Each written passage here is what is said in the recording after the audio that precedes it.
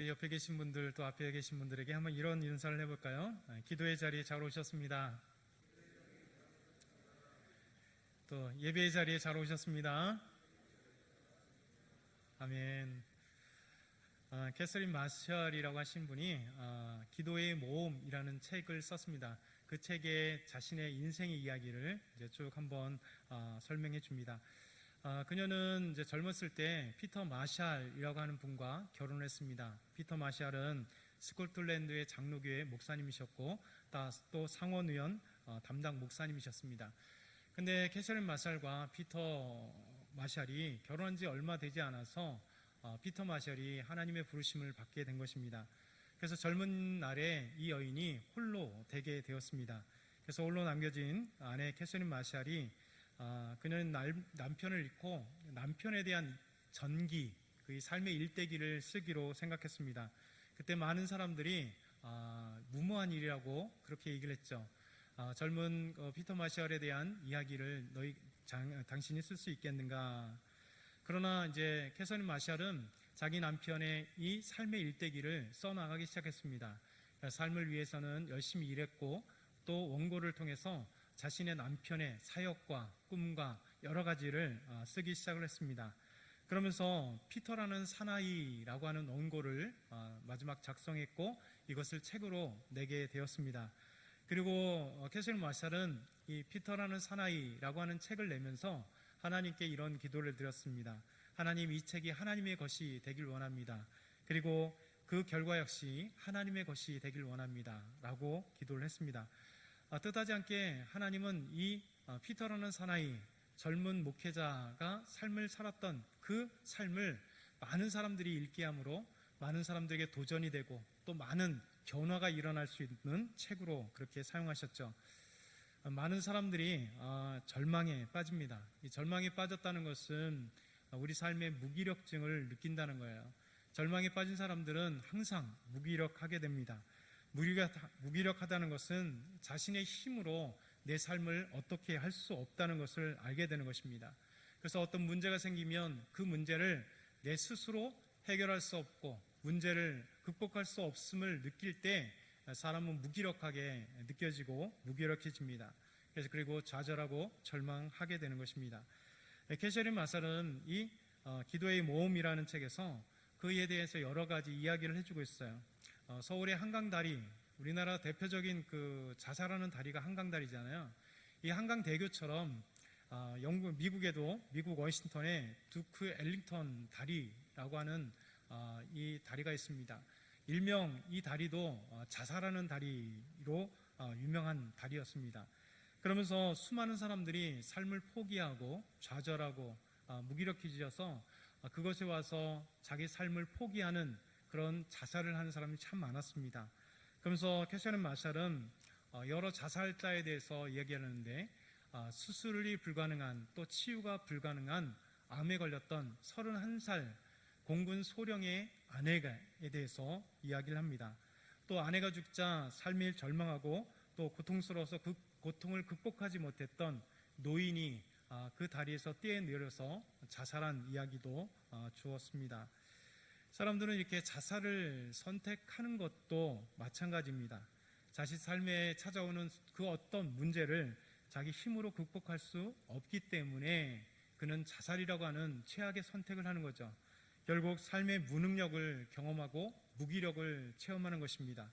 내가 그 문제를 해결할 수 있다면 절대 무기력하지 않습니다. 무능력하지 않습니다.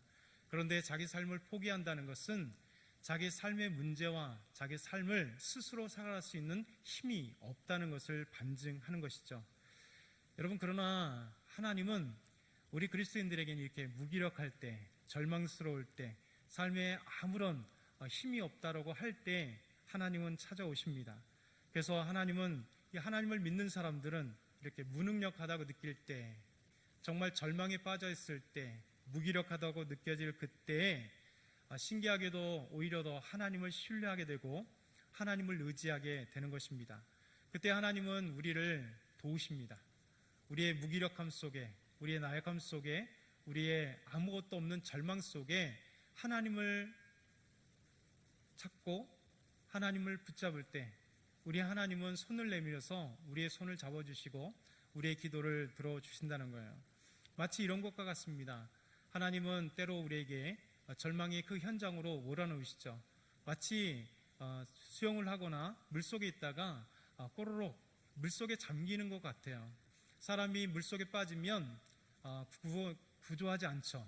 처음에는 구조하지 않습니다. 왜냐하면 잘못 들어갔다 잘못 그를 구조하려고 한다면 이 물에 빠진 사람이 힘을 가지고 구조하러 온 사람조차도 잡고 함께 위험에 빠질 가능성이 있기 때문에 그렇습니다.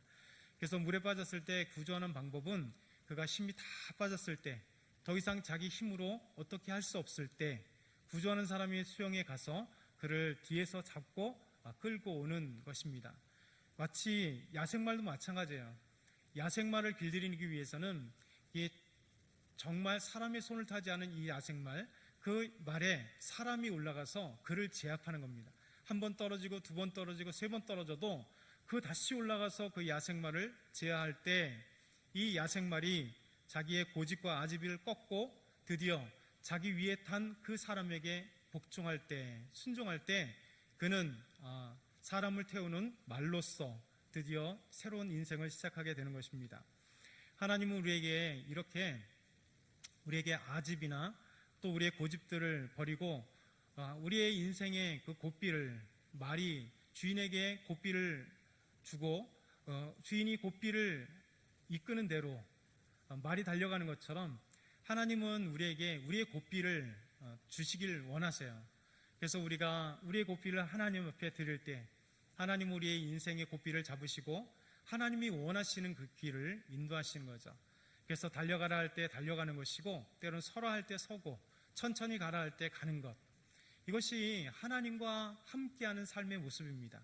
그랬을 때 우리의 능력이 아니라 하나님의 능력, 하나님이 함께하시는 그 모습 때문에 달려갈 수 있는 것이죠. 로렌스 형제가 쓴 책이 있습니다. 아주 유명한 책인데요, 하나님의 임재 연습이라고 하는 책이 있습니다. 이 하나님의 임재 연습에 이런 얘기를 하고 있습니다.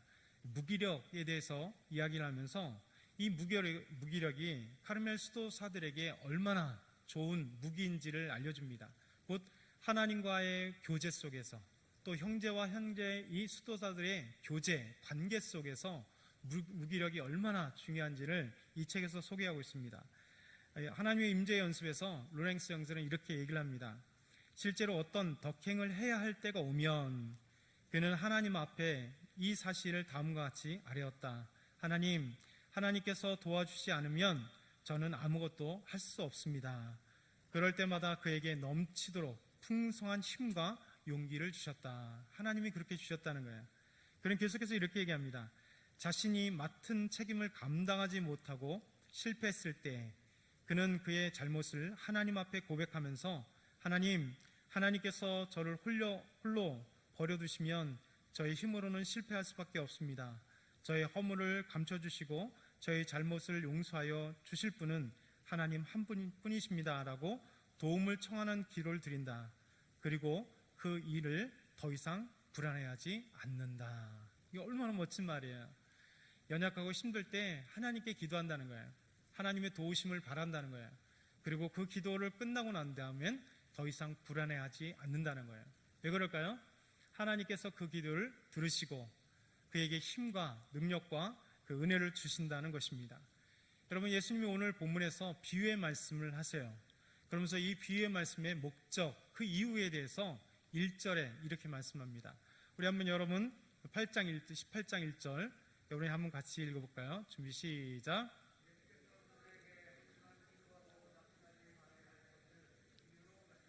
아멘. 예수님께서 오늘 18장 1절에서 8절 말씀에 비유로 말씀하세요. 예를 들어 말씀하시는 거죠. 그런데 그 이유가, 그 목적이 딱 하나입니다.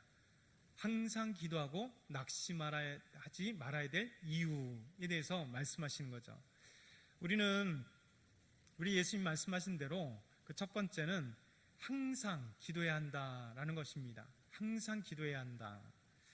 사도행전 10장 20절에 보면 이렇게 가이사랴에 있는 고넬료, 이방인이었으나 하나님을 신실했던 고넬료가 그에 대해서 이렇게 얘기합니다. 그가 경건하여 온 집안과 더불어 하나님을 경외하며 백성을 많이 구제하고 하나님께 항상 기도하더니. 경건했던 이 고넬료는 많은 사람들을 구제할 뿐만 아니라 하나님을 경외했고, 경외한 사람이면서 동시에 항상 하나님께 기도했던 사람, 기도의 사람, 이 사람이 고넬료다 우리에게 소개하고 있어요. 로마서 1장 9절에도 사도 바울에 대해서 이렇게 얘기합니다.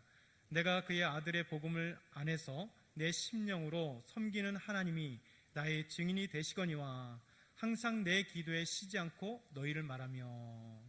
그러니까 로마 교인들 향하여 사도 바울이 이렇게 얘기를 하는 겁니다. 내가 항상 기도할 때 너희를 말한다. 너희를 위하여 중보한다, 도구한다, 그렇게 말씀하고 있는 것이죠. 우리 데살로니가전서 5장 17절에 이렇게 말씀합니다. 항상 기뻐하라, 그 다음에 쉬지 말고 기도하라. 그러니까 항상 기도하라는 것과 동일한 것이죠. 쉬지 않고 하나님 앞에 기도하라. 그러면서 기도는 우리에게 영적인 호흡이잖아요. 하나님과 만나는 시간입니다. 교제하는 시간이죠.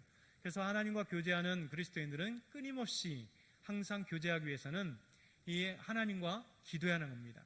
끊임없는 영적인 호흡을 통하여 하나님께 은혜와 힘을 얻기 위하면 항상 하나님 앞에 기도해야 되는 것입니다. 그래서 기도가 끊어지면 영적으로 무기력해집니다. 기도가 끊어지면 영적인 죽음이 찾아옵니다. 기도가 끊어지면 하나님과 진지한 교제를 나눌 수가 없는 것입니다. 기도가 끊어지면 하나님의 은혜를 받을 수가 없어요. 기도가 끊어지면 성령의 충만함을 받을 수 없습니다. 기도가 끊어지면 하나님의 말씀을 분간할 수 없어요. 기도가 끊어지면 영적인 분간을 하지 못해서 정말 죄악의 또 사단의 유혹을 받기 쉽습니다. 바로 이 기도라고 하는 것은 우리에게 항상 기도하라, 그러면서 우리에게 기도의 은혜를 우리에게 허락하시는 것입니다. 그래서 사무엘상 12장 23절에 이렇게 고백합니다. 우리 한번 같이 사무엘상 12장 23절 같이 읽겠습니다. 시작. 나는 너희를 위하여 기도하기를 쉬는 죄를 여호와 앞에 결단코 범하지 아니하고. 여러분, 기도하지 않는 것, 그것을 죄라고 사무엘은 고백한 것이죠. 이 영적으로 깨어있는 사람은 이렇게 기도하지 않는 것조차도 죄로 느낄 정도로 그렇게 영적인 민감함이 있는 것입니다. 기도는 그래서 아무 장소나 아무 때나 할 수 있는 것입니다. 언제 어디서나 어떻게 하나님 앞에 나아가 기도하기를 생각하는 것입니다. 그러니까 하나님은 하나님을 찾을 때 하나님 언제든지 만나주시잖아요. 그래서 우리가 집에 있을 때도, 일을 할 때에도, 길을 갈 때에도, 차에서 운전할 때에도 하나님 앞에 기도할 수 있습니다. 그래서 그 기도 가운데 하나님을 만나고 하나님 앞에 나아가는 것이죠. 두 번째는 낙심하지 않고 기도해야 합니다. 낙심하지 않고 기도해야 된다라고 말씀합니다. 여러분, 기도는 응답입니다. 응답이 없을 때는 낙심하게 되죠. 하나님은 기도할 때 반드시 우리에게 응답을 해주십니다. 그렇기 때문에 낙심하지 말아야 된다는 거예요. 마태복음 7장 7절에 11절 말씀, 우리가 잘 아는 말씀인데요, 이렇게 말씀합니다. 구하라 그리하면 너에게 주실 것이요, 찾으라 그리하면 찾아낼 것이요, 문을 두드리라 그리하면 너에게 열릴 것이니 구하는 이마다 받을 것이요, 찾는 이가 찾아낼 것이요, 두드리는 이에게 열릴 것이니라. 너희 중에 누가 아들이 떡을 달라 하는데 돌을 주며 생선을 달라 하는데 뱀을 줄 사람이 있겠느냐. 너희가 악한 자라도 좋은 것으로 자식에게 줄 줄 알거든 하물며 하늘에 계신 너희 아버지께서 구하는 자에게 좋은 것으로 주시지 않겠느냐. 예수님이 산상수훈에 기도에 대한 가장 귀한 말씀을 우리에게 주세요. 구하라 그러면 너에게 주실 것이고, 찾으라 그러면 찾아낼 것이고, 문을 두드리라 그러면 열릴 것이다. 여러분, 기도하는 것이 구하고 찾고 문을 두드리는 것 같이 하나님께 그렇게 찾고 두드리라는 것이죠. 하나님은 주시겠다 말씀하시죠.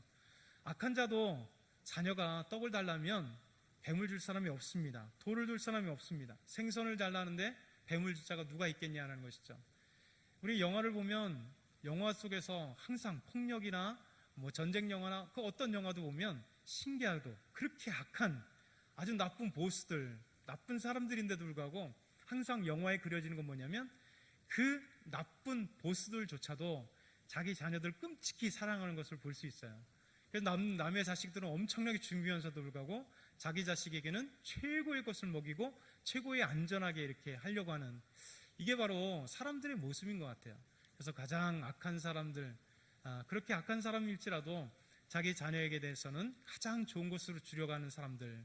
그런데 예수님은 말씀하십니다. 하물며 악한 자라도 자기 자식에게 좋은 것을 주려고 하는데, 우리 하나님은 우리에게 대해서 어떻게 했느냐는 거죠. 하나님은 우리에게 대해서 가장 좋은 것으로 주시겠다 말씀하시는 것이죠. 그래서 구하지 않을 때는 절대 받을 수 없습니다. 그래서 항상 함께 하나님 앞에 구하고 하나님이 반드시 주는 것을 알기 때문에 낙심하지 말라 말씀하고 있는 것입니다. 요한복음 16장 23절 24절에도 이렇게 말씀하세요. 우리 한번 같이 읽어볼까요? 준비 시작. 내가 진실로 진실로 너에게 이르노니 너희가 무엇이든지 아버지께 구하는 것을 내 이름으로 주시리라. 지금까지는 너희가 내 이름으로 아무것도 구하지 아니하였으나 구하라 그리하면 받으리니 너희 기쁨이 충만하리라. 그럼 지금까지는 내 이름으로 구하지 않았어요. 그렇잖아요. 예수님이 이 땅에 오기 전까지는 예수님의 이름으로 구하지 않았잖아요.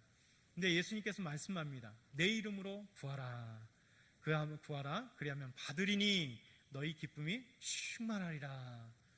응답받으니까 기쁨이 충만하잖아요. 기도하니까 하나님을 만나니까 기쁨이 충만한 것입니다. 우리가 낙심하지 않아야 될 이유는 간단해요. 그럼 낙심은 왜 온다고요? 눈에 보이지 않기 때문에 그래요. 결과가 눈에 보이지 않기 때문에 그렇습니다. 또 삶의 결과가 최악으로 다가올 것을 알기 때문에 낙심하게 되는 것입니다. 그러나 기도하는 사람들은 낙심하지 않는 이유가 있어요. 그것은 바로 하나님이 기도하는 자의 그 기도를 들으시고 반드시 응답하신다는 겁니다. 그것도 그냥 응답하시는 것이 아니라 가장 좋은 것으로 응답하신다. 우리의 생각과 우리의 알고 있는 우리의 기도 제목 정도가 아니라 하나님이 우리가 모르는 너무 아름다운 기도 응답으로 우리에게 주시겠다 말씀하고 있는 거죠. 그래서 우리는 낙심하지 말아야 된다. 우리 예수님이 비유로 말씀하시는 이유, 목적. 첫째는 항상 기도해라. 둘째, 기도하면서 낙심하지 말아라. 이것을 비유로 말씀하시는 겁니다. 그 내용을 한번 볼까요? 우리 18장 2절에서 5절 말씀은 예수님께서 이렇게 말씀하세요. 이르시되 어떤 도시에 하나님을 두려워하지 않고 사람을 무시하는 한 재판장이 있는데 그 도시에 한 과부가 있어 자주 그에게 가서 내 원수에 대한 나의 원한을 풀어주소 하되 그가 얼마 동안 듣지 아니하다가 후에 속으로 생각하되 내가 하나님을 두려워하지 않고 사람을 무시하나 이 과부가 나를 번거롭게 하니 내가 그 원한을 풀어주리라. 그렇지 않으면 늘 와서 나를 괴롭게 하리라 하였느니라. 예수님 비유하는데 참 악한 재판장에 대한 비유를 들어주세요. 어느 한 도시에 이 악한 재판장이 있었다라는 거죠. 이 재판장이 있습니다. 이 재판장이 얼마나 악하고 도도하고 나쁜 녀석인지 그가 자기를 얘기해요. 하나님을 두려워하지 않는 자. 하나님을 두려워하지 않는데. 두 번째는 사람을 무시한대요. 그러니 얼마나 교만하고 악한 이 재판장이에요. 하나님도 두려워하지 않고 사람을 무시해요. 그 어떤 사람도 무시하는 재판장이 있었다. 예수님 말씀하십니다. 그런데 한 과부가 자기의 원한을 가지고 있었던 한 과부가 이 재판장에게 왔어요. 그것도 아니고 자주 왔다라고 이야기합니다. 그런데 재판장이 하나님도 두려워하지도 않고 사람을 무시하는 재판장이 이 과부의 소원을 들어줄까요? 무시하는 거죠. 얼마나 교만하겠습니까? 과부 남편도 없어요. 과부라는 건 당시에 가난함의 대표예요. 가난해요. 힘들어요. 삶이 찌들었어요. 정말 누구도 거들떠보지 않아요. 그런데 그 과부가 자기의 원한을 풀기 위하여 이 재판장에 찾아왔다는 겁니다. 그러니 재판장은 당연히 그 여인의 비를 듣지 않는 거죠. 소원을 듣지 않는 거죠. 가라. 문정박대했을 것입니다. 아예 만나지도 않고 있었을 것입니다. 근데 이 여인이 예수님 말씀하시기를 한두 번 오는 것이 아니라 자주 계속해서 찾아오는 거예요. 근데 이 재판장이 생각을 했습니다. 속으로. 저 여인이 저거 소원을 안 들어주면 어떻게 하지? 내가 하나님을 두려워하지도 않고 사람을 무시하는데 곰곰이 생각해 보니까 귀찮다 이거예요. 귀찮다. 내가 귀찮다. 공의를 위해서도 아니고 여인을 위해서도 아니고 들어주는 응답의 그 비밀은 뭐냐면 내가 귀찮아서. 예수님이 그렇게 말씀하십니다. 이 재판장이, 하나님도 두려워하지 않고 사람 무시하는 이 재판장이 귀찮아서, 내가 귀찮으니까 저 여인의 그 한을 한번 들어줘 버리면 다시는 찾아오지 않기 때문에 나는 편할 것이다, 이렇게 생각했대요. 바로 이것입니다. 예수님 비유를 들어주시는데 아주 못된 녀석의 비유를 들어줘요. 그러면서 예수님께서 오늘 계속해서 말씀합니다. 6절부터 8절 한번 같이 우리 6절부터 8절 같이 읽어보겠습니다. 시작. 주께서 또 이르시되 불의한 재판장이 말한 것을 들으라. 하물며 하나님께서 그 밤낮 부르짖은 택하신 자들의 원한을 풀어주지 아니하시겠느냐. 그들에게 오래 참으시겠느냐. 내가 너에게 이르노니 속히 그 원한을 풀어주시리라. 아멘. 여러분, 이 불의한 재판관과 진짜 의롭고 선하시고 사랑이신 하나님에 대해서 비유하는 거예요. 비교해버리는 거예요. 주께서 또 이르시되 불의한 재판장이 말한 것을 들으라. 뭐라고 얘기했다고요? 하나님도 두려워하지 않고 사람을 무시하지만 내가 번거롭기 때문에 그의 소원을 들어주리라 얘기했던 재판장의 이야기를 들으라.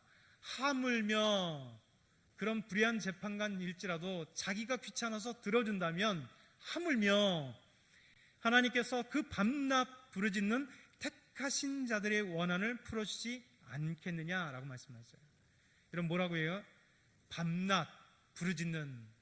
여러분, 예수님께서 항상 기도하라고 말씀하셨잖아요. 여러분, 원한을 갖고 있고 삶의 고통이 갖고 있는 사람은 한 번 기도하지 않죠. 계속 기도하잖아요.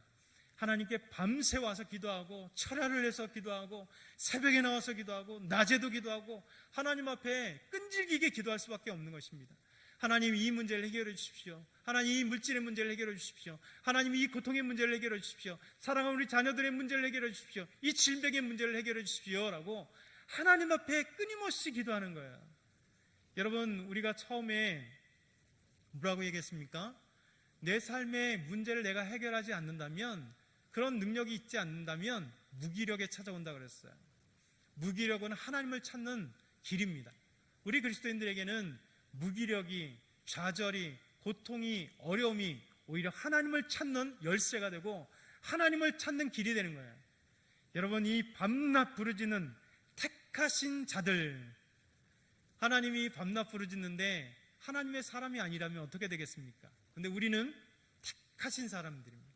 하나님은 우리를 예수 그리스도를 십자가의 핏값으로 사시고 하나님의 자녀로 부르시고 은혜를 우리를 구원 부르신 하나님이, 우리를 택하신 하나님께서 창세전에 우리를 예정하시고 택하시고 예수 그리스도를 믿기에 만들므로 말미암아 그 영광을 찬송하게 하기 위해서 우리를 지으시고 택하시고 예정하신 우리가 하나님 앞에 기도할 때 하나님 듣지 않으시겠어요?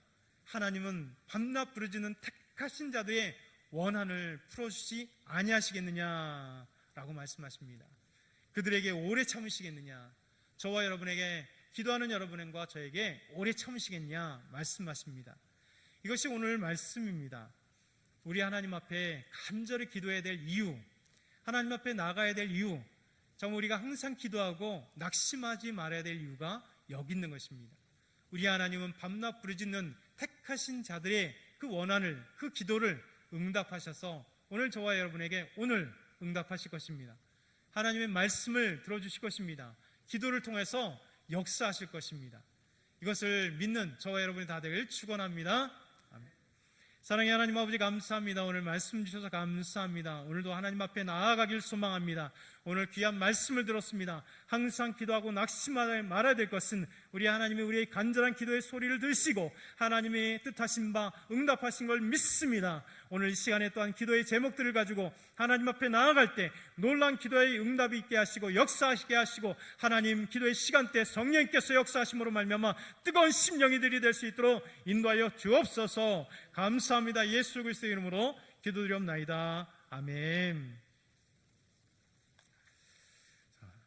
오늘 말씀 가지고 또 기도하겠습니다. 특별히 오늘 담임 목사 청빙을 위한 기도, 첫 번째 기도를 하겠습니다. 하나님이 예비하신 주님의 종을 모실 수 있도록 모든 청빙 절차가 은혜 가운데 진행될 수 있도록 또 4월의 선정과 5월의 면담과 설교, 또 6월의 결정, 또 공동회를 통하여 주님께서 인도하심의 모든 것들이 속히 이루어질 수 있도록 후임 담임 목사 청빙으로 온 교회가 하나 될 수 있도록 청빙위원들과 온 성도들이 끝까지 사명과 책임을 잘 감당할 수 있도록 우리 5가지를 위해서 우리 뜨겁게 하나님 앞에 주여 부르짖고 기도합니다. 주여!